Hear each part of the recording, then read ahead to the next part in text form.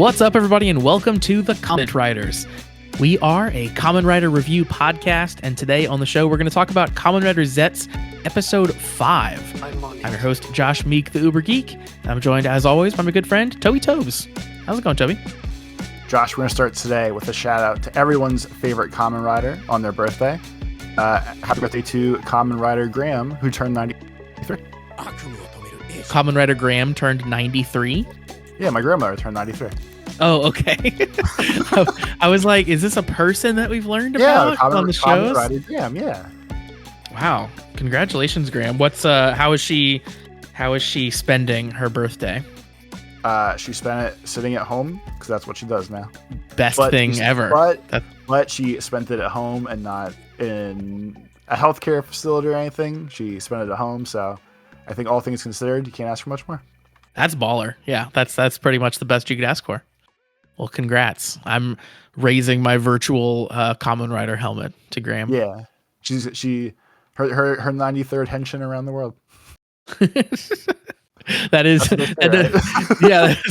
doesn't even hold up in like a metaphor sense.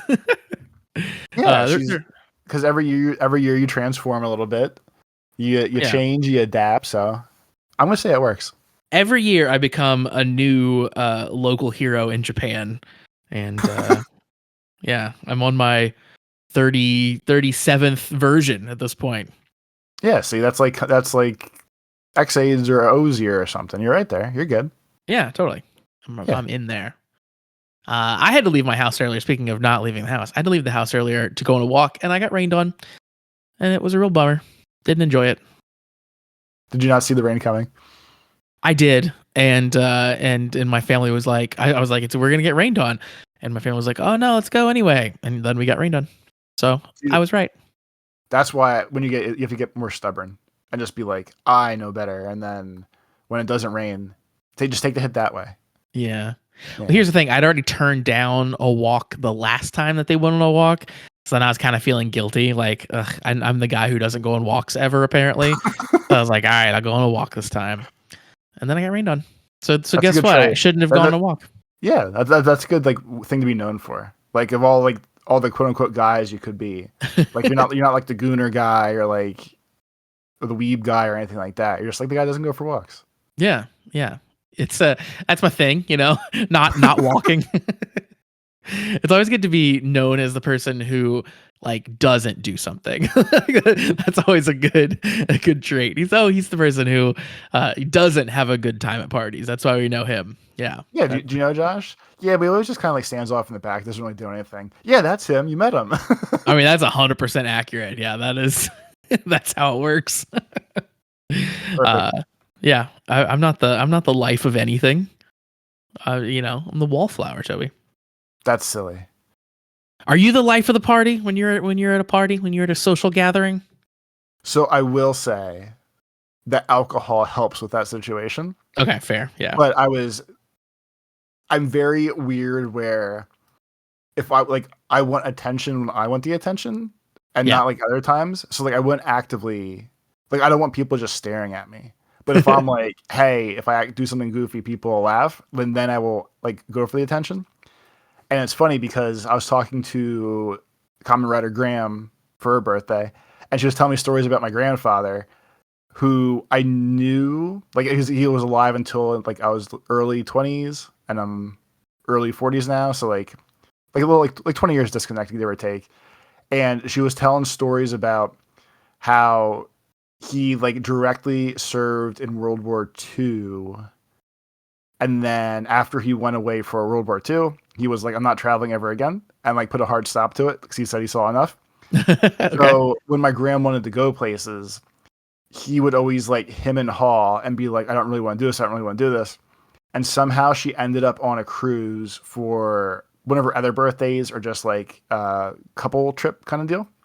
And she was telling me a story, and she said he got so upset the night before he had to leave that he was up all night throwing up before the trip because something was just bugged his stomach. He was upset, blah, blah, blah. Mm-hmm. And I guess at that point, that would be prime anxiety where you wouldn't really think about it back then. I don't think people were like, oh, I have anxiety. This is whatever. Exactly. Yeah, they would never have pegged that on anxiety, Yeah, but so probably they went exactly tag was up. that. Yeah. And then she was like, but once he actually left and got on the boat, she was like, he was the absolute life of the party and danced with everybody the whole time and like had like the best time. And I thought about it, and like I can tag a lot of my traits personality wise to both my parents. I know my crazy anxiety brain comes from like mom and dad and then their moms and dads. So I know Yep. my brain never really had a chance. But my gram told me the story, and I was like, that actually sounds 100% like me.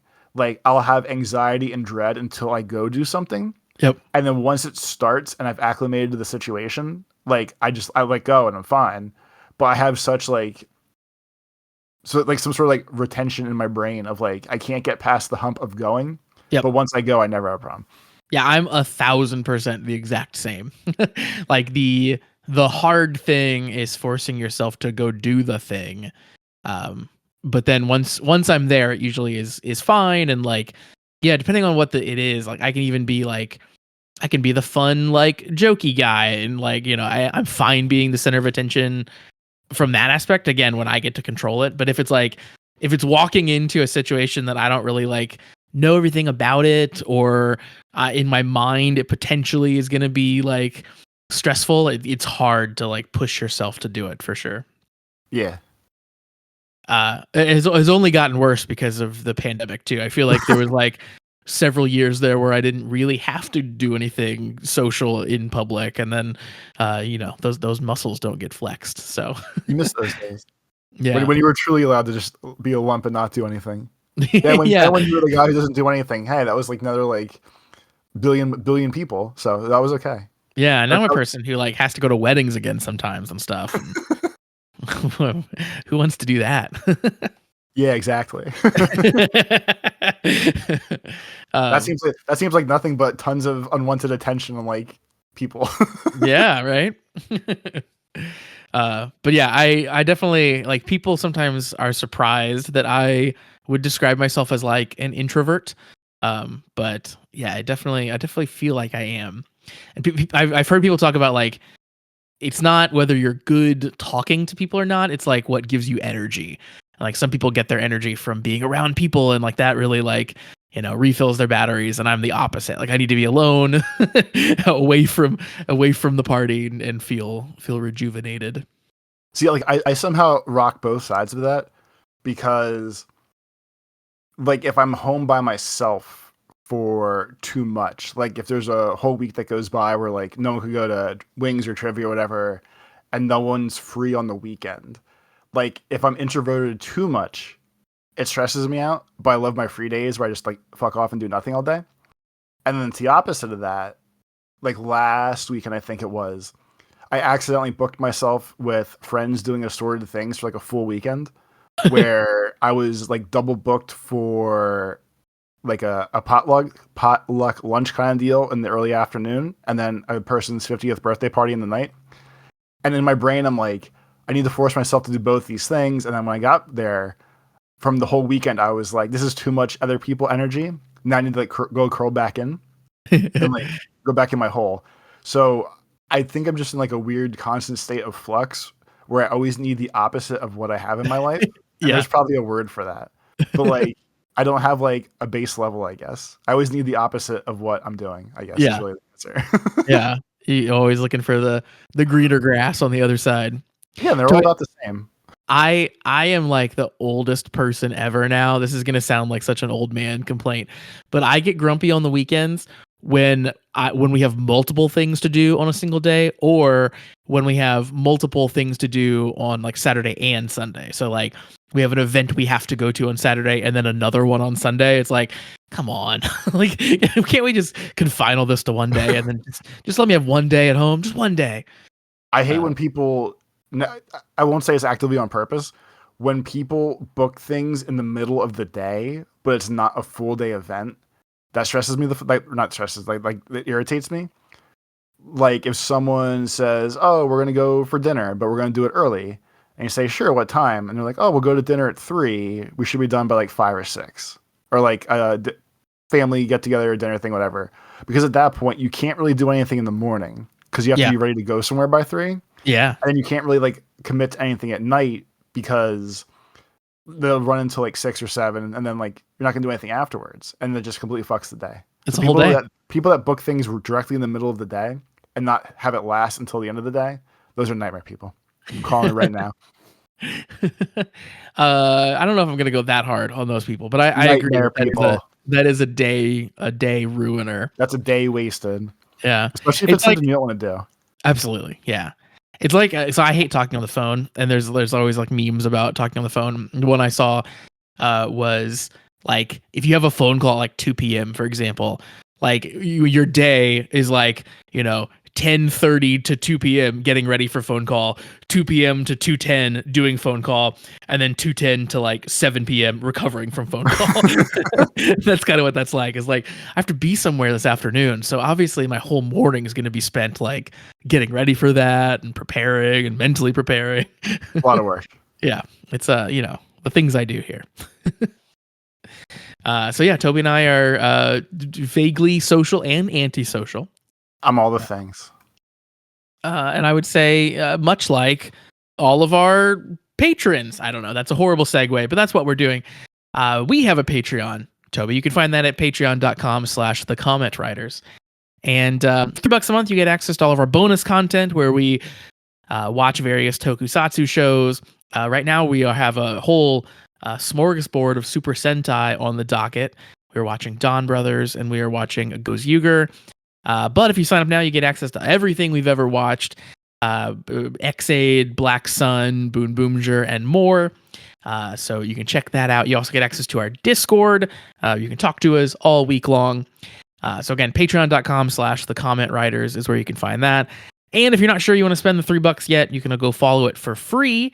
And you get access to the first 3 episodes of every series that we've ever watched. So a lot of stuff that you can sample there for free even as well. So again, patreon.com/thecommentwriters. And so with that, let's jump into actually talking about Kamen Rider, because we are up to episode 5 already in Zeztz. And I feel like we are continuing to have episodes that like are starting to feel like a Kamen Rider series now after the first 3. Like there's some very like out there concepts in the show, but like we're kind of settling in now to where like the characters are interacting and we're starting to get a feel for how the show kind of plays out and sort of how the logic of the world works and stuff like that. So I'm excited like kind of where we're at with the show for that reason. But yeah, let's dive in here. The show opens, and of course, we are in the second episode of a multi-parter, and the mission currently is protect the VIP bride. She's the most valuable. That's for sure. She is a very important bride, the VIB. But yeah, sometimes, of course, we don't know who the dreamers are, and that's what Baku has been trying to figure out. And he talks to the bride in the beginning of this episode, and we find out that she's nervous because it is, quote, her first time. Toby, it's her first time. It is. And what did you think when you first heard that line? So it didn't click horribly because kid show, or at least like young adult show. So I didn't do anything. I didn't go anywhere too crazy with it. So I just gave her first wedding stress. I guess there's a twist to it at the end, which I thought was actually interesting and decent and got us out of just the stupid bride doesn't want to get married story. I do think it's cool that, I guess for the past 2 people now, like the cop having his bomb the police station dream, and now the bride, they're at least doing a good job of, like, when Baku was talking to her about like, hey, you're the nightmare, like why are you dreaming about having a shitty wedding? She really hammers it home that she's not even actively thinking about that. Yeah, she's like, I don't think I did. Her, like, yeah, she's like, it's all in my subconscious, or it's in the subconscious, whatever. And I think that gives them a lot of leeway going forward, where they can do any like base ass TV story trope that they want to, and then they can subvert it pretty easily, because it could be like, oh, I'm having nightmares about going to the party. There's a party monster. And then when we get to the party, they're not worried. There's no nightmare there. And they were like, oh, no, no, it wasn't actually the party. It was outside the party. There's a giant pond and I'm afraid of water. And like, Yeah. it's a goofy swerve, but it gives them a lot of room to play with of they can make anything off of their main story actually be like the subversion of what the subconscious is doing. That's a lot of subs, but No, totally. That's what kind of what I'm talking about with like the framework is starting to become clear on the show, and it very clever, like you said. It's like they can write an episode kind of about anything they want now with doing it this way, and then just have someone in the show like have a fear about something or have some like unspoken desire that they can play on and whatever it might be. So yeah, like it's kind of cool that like you can build in your little mystery and kind of tell whatever story you want and sort of put all this stuff on top of it. Of course, Baco is still investigating. He wakes up from his dream, as we saw last time, where he kind of does some dream investigating and then some real world investigating. He wakes up and he finds, Toby, that his window is open to his little apartment, and he realizes that the closet doors are also open. He charges in to see what's going on, and he finds our paranormal detectives, our two police officers. And apparently they just decided just to do some B&E, just to break into his apartment. They moved right in. Yeah. They found the not so hidden secret door, and they cozied themselves up and made his office their office. I did not expect them to get this chummy with him this early and to like actually find his like secret lair and stuff. So that was a fun twist for me. They're like, oh wow, that's not like how I expected this to go. I expected them to start like working together, but this was like an extra step of like, oh, you're just gonna find out he's a common writer right away. Okay, great. Yeah, like it's an extra step where it maybe wasn't absolutely necessary at this point, but I do think it takes a lot of the edge off now of like moving that friendship forward so they do all work together. Like by them just like letting themselves into his base, they basically like early forced the conversation of like, so who actually are you? Because we know you know things and we don't know how you know or like why you have this crazy room, but you know like what's actually going on now. Baku goes to sweet talk his motorcycle, which I thought he was just going to like jump on and run away because he's very coy about it. But he walked over and he was like, so what's the actual game plan here? What do I do? And the bike was like, well, just tell him the truth. Who cares? So basically he just flat out admitted right away, like, hey, I'm a common writer. I'm a superhero. I investigate nightmares and fix dreams, blah, blah, blah. And then the cops were like, okay, cool. That sounds like a plan. Oh, it makes sense. You're a young guy who's secretly a superhero. We can work with this. You give us information. We'll give you information. And they really like brute force past a lot of things they could have stretched out for the story. So I'm happy that just like, we're just there now. Like they all have their actual base together. They're all nicely sharing information now. So there's not going to be like the weird secrets of like, wait, why does he keep running off? Like, why is he leaving? Who is he for real? Like, we got past all that shit already. And now they're just like, we have the spooky team hanging out in the base together. Yeah, I appreciate that for sure. Like, I'm glad we don't have to do the silly cat and mouse game, you know, that I was expecting was going to happen here. And I'm glad, we don't have to do I'm helping the police, but I have a secret identity. And like the drama comes from, am I going to be able to continue to hide my secret identity or not? And all those things are like easy stories to tell that I thought that they were going, and now they're not. So that's exciting that they were able to kind of, I guess, subvert my expectations in that way. Yeah, they just kind of they let it rip quick, and now we're good to go. Yep. I also really like I like the bike kind of being like, yeah, I think it could be useful if we have allies in the police force. Like, go ahead and tell them. It's such a real world practical thing where I feel like the normal superhero thing is like protect your secret identity at all costs, even if it like really doesn't make sense to. So it was nice when the bike was like, yeah, just do it. let's go. Yeah, and it wasn't even a big deal. It just happened and we're good. Yep. And of course, the one lady cop did sit on the motorcycle at one point, which I thought was going to turn into some sort of rude joke or something, and it didn't. So I was shocked at that. Yeah, if anything, I expected the bike to talk, and maybe not even like the horrible way, just be like, "Hey, get off me," or "You're not supposed to ride me," or something stupid. But I just kind of let it go and Yeah. just did the thing. And she continues to absolutely kick the shit out of her partner. Her little drop She gave kick him a this sick, episode. she gave him a sick kick to the side that Yeah. actually looked like solid. Like it Yes. seemed like she actually just got to like martial arts kick him in the side kind of deal. It was hard enough this episode that like it got me to the point of like, okay, maybe it's not funny anymore because you're just kind of abusing a coworker now. Like you're just physically abusing somebody. She kicked him that hard. It's the Momotaro game plan. Yeah, I guess so. We get some more information, of course, about the bride and her fiance, and we get a meeting between the two of them where he's talking about arrangements having been made for their charter flight to New York after, or I guess for their honeymoon after they get married, and all the preparations have been made.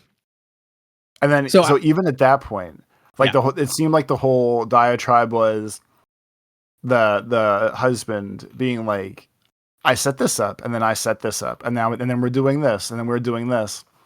And they zoomed in on her face again, like looking wistful or stressed or whatever face you want to put to it. And at that point, I was like, oh, her actual concern is she recognizes that her new life is probably controlled and she wanted to get out of it. Like the girl from Boom Boom Jers, whose name I can't think of right now, but the Pink Ranger. Yeah. So at that point, I guess they half swerved me again, where I still didn't expect the actual concern in the marriage being the concern that comes down the road in a little bit here. Yeah, which I mean, yeah, let's go ahead and I guess connect all those dots, like because they again, yeah, swerving is here, making it think that it's still about not wanting to get married, but then come to find out, it's actually that she just has a fear of flying. So we see later on, like Baku goes back into the dream world, and the wedding has happened already. So clearly, like the wedding wasn't the big thing that she was worried about. So then he tries to figure it out.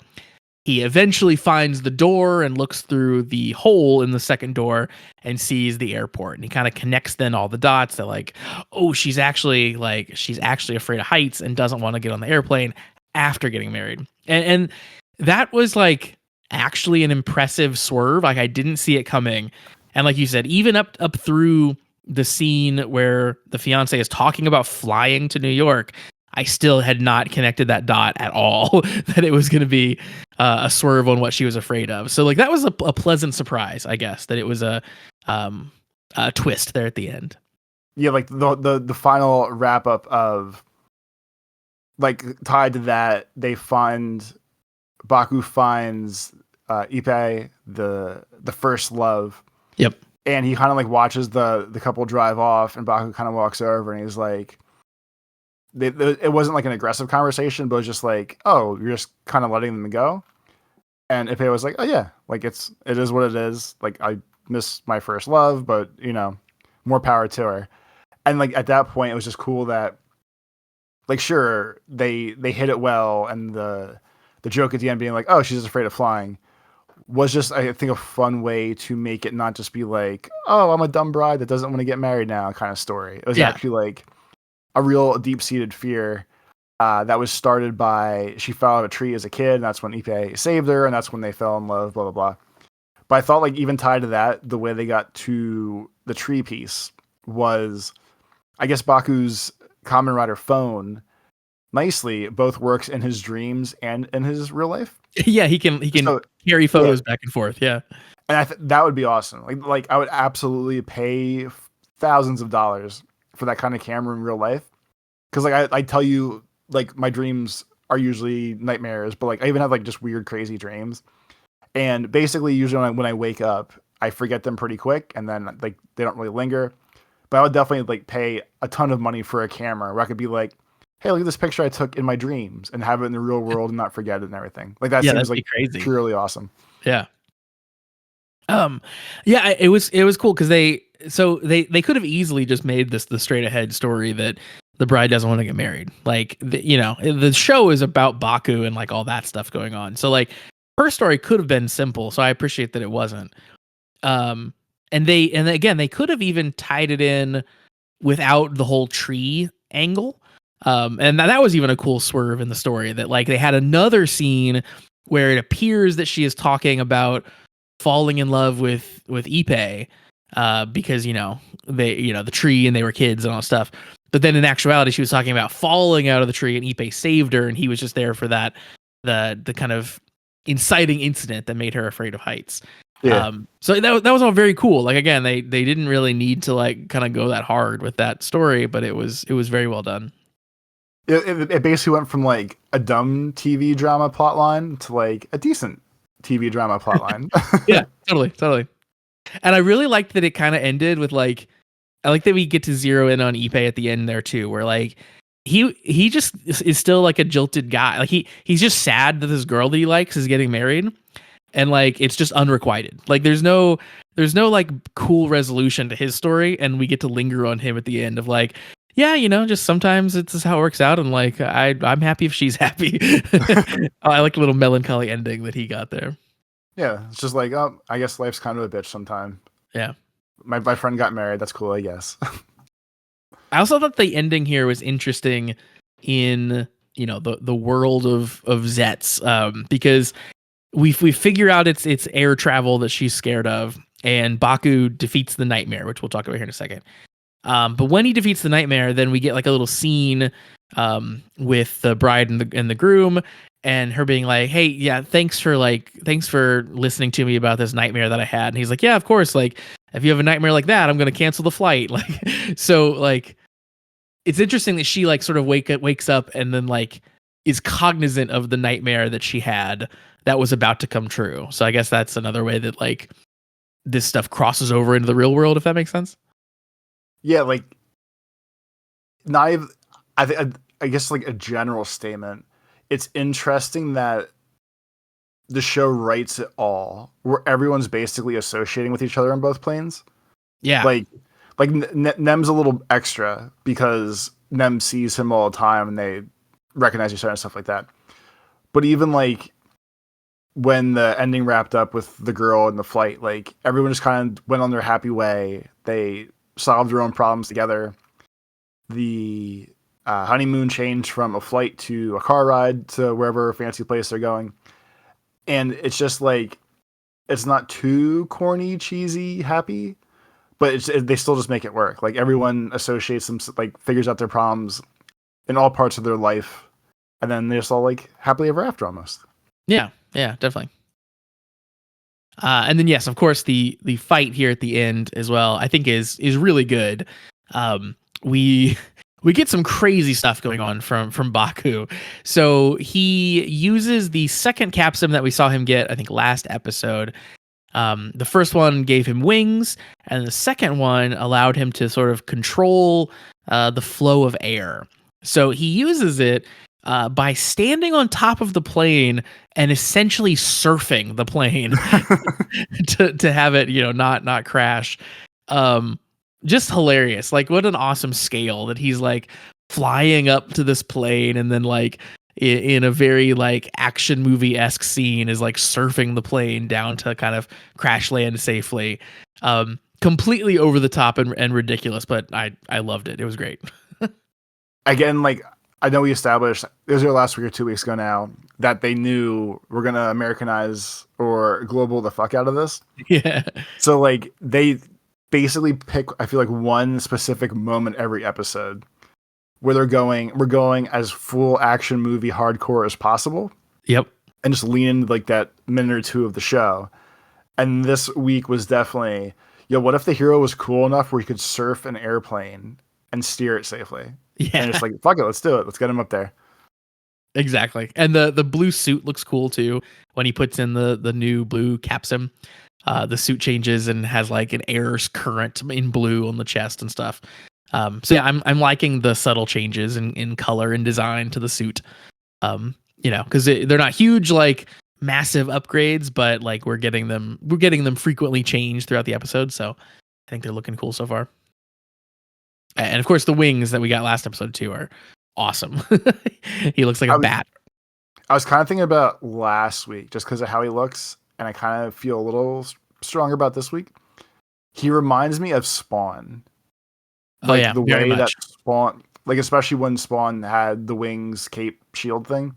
Like something about how, because like Batman's wings, especially in newer stuff, I feel like look more mechanical, and I feel like Zetz's and like Spawn's still look fabric or tactile or textile, like however the proper word is I'm looking for there. Hmm.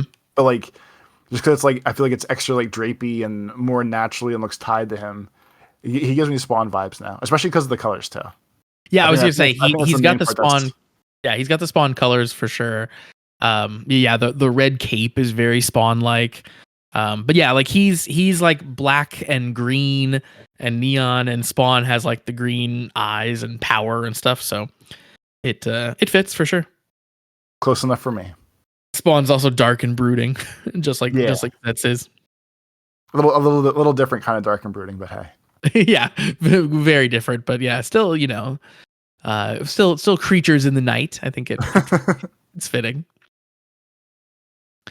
And then of course Baku's his big finisher is awesome here because the sword that he has turns into a gun, and then he just freaking shoots the monster. He just blows the monster up with a giant bullet. Yeah, and there's no better way to do it. It's I very think that American. like it's very true. I mean the last time we talked a bunch about like the bird nightmare looked cool. When the nightmare guy blasted the airplane, he basically like shot ravens into the sky, like little Yeah, missiles, and then they just exploded and blew up the plane. And I thought about how terrifying that would actually be if you were on the plane. Of like you just see birds like actively like flying into birds is probably scary in an airplane as it is. yeah, And if they start exploding and shit, it just seems like a nightmare. yeah. That seems awful. Um, yeah, like birds can like fly into, of course, engines of planes and like destroy the engines and stuff too. So birds and planes is kind of a scary combo in general. And then yes, if they're being actively fired and exploded on you, that's a whole different story. After the fight, of course, the very ending tag, we get to see our bad guy again, Nox, and he's talking, and he's talking about things like breaking down, and then he says, "Except for us," and he looks at the posters of Nem that are on the wall. So he and Nem have a history somehow, and he's indicating that they are the same, the two of them, whatever that is. Yeah, and he has his little fancy book with little, I guess we'll call it runes, whatever like novelization he's reading. Yeah. And he says it's like mind, body, reality, and something else that's It was escaping like me at the it was moment. like civilization or Oh yeah, society or something like that, wasn't it? yeah, civilization. So yeah, like he definitely has a nice little book of collapse or book of ruin that he's preaching from or monologuing to us weekly from. Yeah, I'm excited to learn more about his motivations after this because that's a neat little premise of like I guess it's not super clear if he's like trying to bring about these things that break down or if he is lamenting that things break down and then he doesn't. Like I'm not sure what his angle is, but I'm excited to learn more. I think it'd be cool if I know we're pitching him early as he is probably the bad or a bad. I think it'd be more interesting, at least for something different for things that we've seen for a while. If he's somehow like I won't use like the navigator joke necessarily from Geats, but if he's more just like an external spirit of like he's watching the world and just more monitoring the situation of like, oh, like things are starting to collapse now. Yeah. I know he brought nightmares in, so I guess that's probably not that doable. But I think His more vibe is so, definitely though, like even though he has had a hand in what's happening, his vibe is just like Watcher from Marvel Comics, just like this dude who's just observing everything go down. Yeah, yeah. So like I feel like there's a good possibility for a swerve there of he doesn't have to be all evil, or they can do something interesting with him down the road. That's not just like, hey, fight the bad guy kind of deal. yeah, yeah. I'm really intrigued. And speaking of him, and speaking of Nem and the I guess the nature of their existence, we'll hop over to emails because we got an email that's kind of on that topic. So our email address is cast@commonwritersucks.com. Once again, that is cast@commonwritersucks.com if you would like to send us in emails. And our first email this week comes in from Tyler MC, a new writer. And Tyler sent us in an email that's entitled Nem Theory. And he says, "Hey guys, first time writer, long time crazy common writer theorist. Hell yeah. I Bring 'em believe all. I believe Nem is actually a nightmare. In episode 2, Baku, Fujimi, and even Nazca casually relate to each other by saying that, of course, Nem is in their dreams every night. They treat this as just a fact that seems to be true of everyone in that universe. But that's actually terrifying. Between being in everyone's dreams every night, being in countless advertisements and posters around at least Japan, her eyes are everywhere and it's almost giving Big Brother levels of surveillance. Now, let's break down her name. Nem is from the Japanese word nemuri, which means sleep. But Nem also sounds like the letters in-im, which could stand for nightmare. Ooh. And then we look at the comment producer Hideaki Yanaka that Nem is a, quote, Takahashi heroine, referring to series writer Yuya Takahashi. Takahashi has previously written for X-Aid, Zero One, and Geats, and in each of these shows, there is a female lead who is an ally, but from the villain faction. So Poppy is a friendly bugster virus. Izu is a friendly human gear from Zero One, and Sumuri was created by Sewell to be a navigator for the Desire Grand Prix, but she was primarily an ally to Ace. Everyone has already clocked that besides Baku, Zero, and Nox, she's the only other being in a dream that retains memories from previous dreams, implying that she's some kind of dream being. Well, I think that she's a nightmare that got out. And if a nightmare wanted access to being in other people's dreams, wouldn't it be smart to plaster your face everywhere so that everyone who sees one of your ads thinks about you enough to have you in their dreams? She's cutesy and funny and one of the lead characters, but I think she's a nightmare and potentially the secret big bad of the season, but that's just a theory." A game theory. I love that theory. That's awesome. Yeah, I mean that's an actual fantastic one. With all the points that have been given to me, I'm not against this at all. That seems extremely legit, to be honest with you. Yeah, totally. I mean, I think we know enough now to know at the very least, yes, she is more than human in some way, right? Like she's a character in these dreams, and Baku is interacting with her, in ways that show that like she's obviously has more knowledge about all of this than she should. So yeah, in what way does that manifest? And this seems reasonable.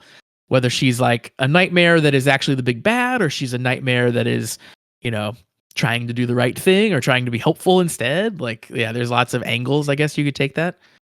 But it seems very interesting. I think at this point, I would go with Reformed Nightmare, only because I'm going to say she's neutral to good, because in all the times that she's been in episodes now, like when she arrested Baku, and he said like, no, like he needs help, my buddy needs this, and she got all like teary-eyed and let him out of jail. She helped him like destroy the nightmare still. And then with all the wedding planning stuff, she never directly tried to stop Baku from doing something. She at least told him like, hey, like, no, you missed the wedding. It must be something else, or you did this.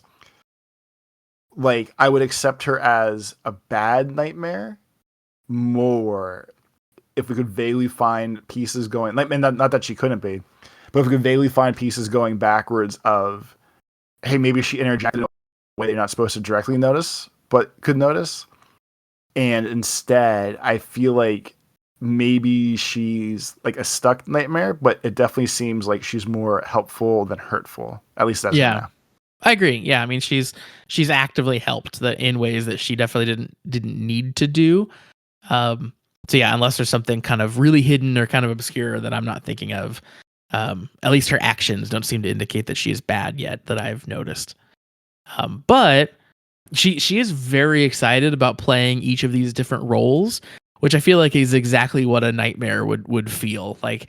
Oh, I get to go, start a plane crash this time. That's awesome. Like, I guess like if she's more like if she's kind of like a dungeon master and she's like, so here's the plot.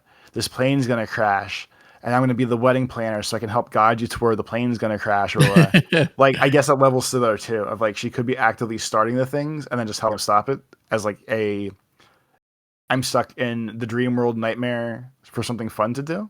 Yeah, so I guess there's definitely levels to this, but I will accept at a bare minimum that she's probably an actual nightmare in some way, shape, or form, whether she's good, neutral, bad, whatever.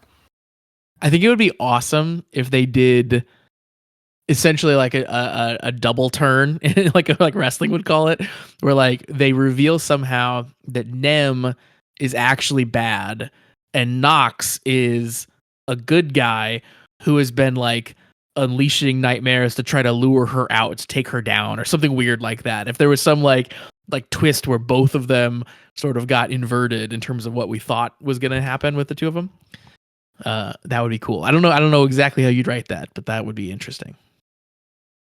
I mean, I guess from what we've seen, if we're going to say that's a possibility, like the Overwatcher guy commented like, oh, nightmares can come out. Let me see which one I want to pick next.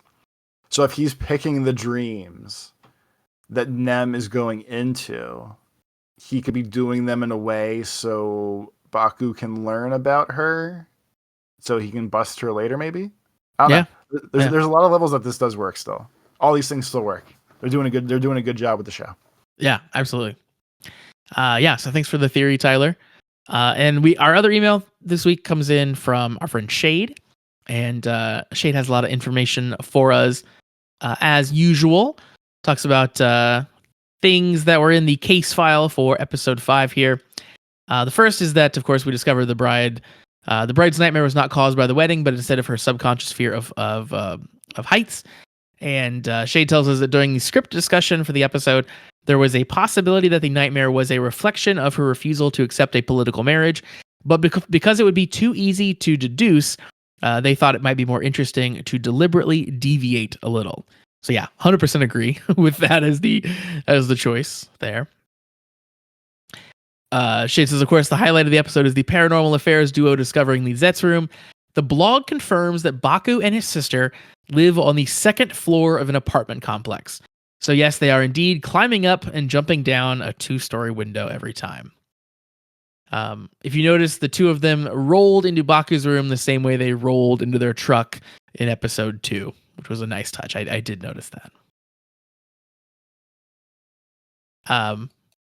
During the filming of episode 4 and 5, director Kashiwagi was very impressed with Ryutaro Imae, who is Bake's acting and his attitude towards acting. He said, quote, "It feels like he's already episode 18. So I guess they think Baku's doing really well for where he's at. That a guy. The blog mentions how he's reading the script even on his days off from filming, and the results are showing. Then they pointed out a really cool detail. When Zeztz transforms, he rotates the capsum locked at his heart, causing light to run along his body lines as if blood was circulating throughout his body. Depending on the form, the body lines on his suit change. This is because the power of the suit is concentrated in specific areas on each form. An example of this is the Physicam Wing. If you remember, Zetz's base form, Physicam Impact, has red lines all over his body, but Wing, on the other hand, had none, and the red is on the wings instead. And we also got the first form change, which is Technolam Stream, is the blue one that we saw today. And it previously made an appearance in Gav's summer movie. So if you want to get canonical, you can consider the event of that film happened after episode 5 of Zeztz. Then at the end, we get a glimpse of Nox's creepy book that for some reason has a magic circle with Zetz's 4 main powers. I guess I'm okay. Yeah, sure. I hadn't connected that. Yeah. So body is the Physicam. Civilization is the Technolom. So then I guess there's questions for what mind and reality are. I don't know. We didn't get there yet. Yeah. And then they talk about Nem's costumes again in the Zeztz closet section of the producer's blog. And Shade says, now for some news and tidbits that I found this week. Some great news. Tokusatsu's Kamen Rider Zeztz episode 1 through 4 is now available on demand. At the time of this writing, episode 5 has just finished streaming, and I still haven't seen episode 5 uploaded to the playlist yet. Actually, it did, I think, right before we started recording. So I don't know if they'll make future episodes available on demand. Yeah, it seems like maybe they'll do upload the episode sometime on Monday after it airs on Saturday. At least that's how it happened this week. So hopefully that still continues, because this is so much better than doing this the streaming route where it just loops over and over again. The fact that I can just link someone a playlist for the entire show as it builds is going to be so much easier to get people into the show and to get people to discover it and find it. So I don't know if complaining got us here or what, or if this was the plan all along, but I appreciate that it's headed in this direction. Yeah, I mean, it's definitely a way better system than it used to be for a lot of reasons. Yeah. Shade says, according to Taka from Kotetsu Toys Japan, only the first 3 episodes of Zeztz are available for free on demand on YouTube in Japan. So there are currently more free episodes available for Zeztz to watch internationally than in Japan, which is pretty funny. That's because it's our show. That's exactly right. You made this for America. That's right. Yeah. Next up, Shade says, episode 1 of Tojima Tanzaburo Wants to Be a Kamen Rider has been released. And to my surprise, the show faithfully recreated a bunch of scenes from the original Rider series. As someone who has seen all 98 episodes and 2 movies of the original series, I weirdly got a bit nostalgic. If I'm correct, the scenes that were recreated are from episode 1 and 53. Episode 1 is Hongo Takeshi, aka Kamen Rider's first appearance, and episode 53 is Hongo's official return as the star of the series after his recovery from a motorcycle stunt accident. And then, let's see. The Death Battle community is having a Survivor-style voting tournament to decide which character would be in the next Death Battle. Are you familiar with Death Battle? I don't actually know what that is. No, I mean, it sounds like Battle Royale, but that's not what it is, probably. That is what it sounds like. Apparently, Kamen Rider Geets somehow became one of the nominees for this, and he's surprisingly doing well, too. So only the top 16 characters in the list are chosen to participate, and Geets made it in. That he was somehow given immunity for the first round, presumably because people of Death Battle also thought Geets is cool. So here's the list that's in this. At least I'll read maybe the top 10 or so. Hatsune Miku, Henry Stickmin, Meta Knight, Spider-Man, Ash Williams, Springtrap, Flowey, I don't even know what that is, Samus Aran, Steve, I'm assuming from Minecraft, and Pac-Man are the top 10. Geets comes in at number 13. This is a random assortment of characters here. I'm gonna hope Springtrap battles Pac-Man at the end of all this. That's my prediction. That's my hope. It'd be a good end. I feel like Meta Knight is the sleeper here. I feel like he can just take things on. Like anything Spider-Man is gonna throw at him, he's gonna be able to handle it. I feel like Meta Knight has been like a secret or like an upfront internet fan favorite since like OG Kirby days. I feel like he's been super popular because he's a cute little knight that has a sword, and that the Kirby graphics make him look pretty, I guess. Is the best way awesome. To put it. You're playing through Kirby, the Kirby on the NES. You're playing through Kirby, and it's like, oh, these characters are kind of cute, and then you get to the first Meta Knight, and you're like, damn, this guy's cool. He's got a sword and stuff. It's way different. Shade says, for the past few days, Kamen Rider fans have been posting clips of Geets being awesome, and it's generally worked extremely well, I think, to improve the vote here. There were a good handful of people who decided to check out the show from this. It's crazy. Geets probably has no chance against Hatsune Miku or Spider-Man, but I'm hoping he gets in the top 5. So yeah, then Shade shares a couple of the memes that have been happening. Apparently there's a Death Battle subreddit, a Death Battle subreddit where this is happening. I feel like most people if it's like a Japanese voting thing, are not going to beat Hatsune Miku. I know. Yeah. She's sort of the juggernaut that's going to take anything down, I imagine. Then she says, all right, to end things off, I'd like to talk a bit more about the subs for Kamen Rider Zeztz, because this is the first time where I'm mostly watching Shout's version of the show, and I just got to say how good of a job they've been doing. It's 5 episodes in, and there is virtually no criticism towards their translations, and they even went above and beyond by subbing background text and blending the subs into the scene whenever they can. This is actually near fan sub quality, and I am jealous. At this point, I find myself watching Shout's release of Zeztz more than my own country's release of Zeztz. Recently, one of the subgroups that worked on the Vietnam release of Zeztz revealed that they were provided the script of the episode, and they were surprised that only 50% of the dialogue matches exactly to what's seen on the screen due to ad-libs by the actors. So they were taken completely by surprise because they've mainly worked on anime, which doesn't have those types of ad-libs. Then for some reason, the streaming platform corrected, in air quotes, the subgroup's translations without telling them, leading to the group having to post a disclaimer to avoid being nitpicked by fans. The whole situation's a mess. I don't know if Shout has to work with the same script that our Vietnamese translators have to work with, but what they've done so far with their subs is incredible, and we have to acknowledge and appreciate that more often. That's it for today. Until next time. Yeah, thanks a lot, Shade. How have you been feeling about the translations and the subs so far compared to like other previous shows that we've watched? I don't know that I noticed the difference. Yeah, I actively forget that they're professional this time, and not just what I'm used to from so many years of having to read the words. Yep.